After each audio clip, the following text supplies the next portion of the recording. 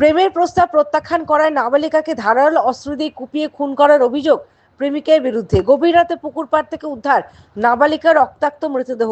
ঘটনায় তীব্র চাঞ্চল্য তাহিরপুর থানার বীরনগরে।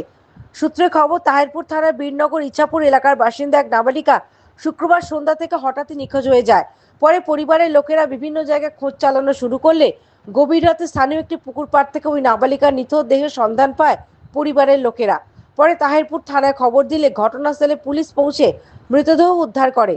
মৃতের পরিবারের অভিযোগ, স্থানীয় এক যুবক ওই নাবালিকাকে দীর্ঘদিন ধরেই প্রেমের প্রস্তাব দিচ্ছিল ও উত্ত্যক্ত করছিল। অভিযোগ, সেই প্রেমের প্রস্তাবে সায় না দেওয়ার জন্যই ওই নাবালিকাকে তুলে নিয়ে গিয়ে কুপিয়ে খুন করেছে ওই যুবক। ঘটনার মৃতের পরিবার তাহিরপুর থানায় এই মর্মে লিখিত অভিযোগ দায়ের করার পরই তড়িঘড়ি ওই অভিযুক্তকে গ্রেফতার করেছে তাহিরপুর পুলিশ। ঘটনার শনিবার চাঞ্চল্য ছড়িয়েছে এলাকায়। ইতিমধ্যে মৃতদেহটি ময়নাতদন্তের জন্য পাঠিয়েছে তাহিরপুর থানার পুলিশ।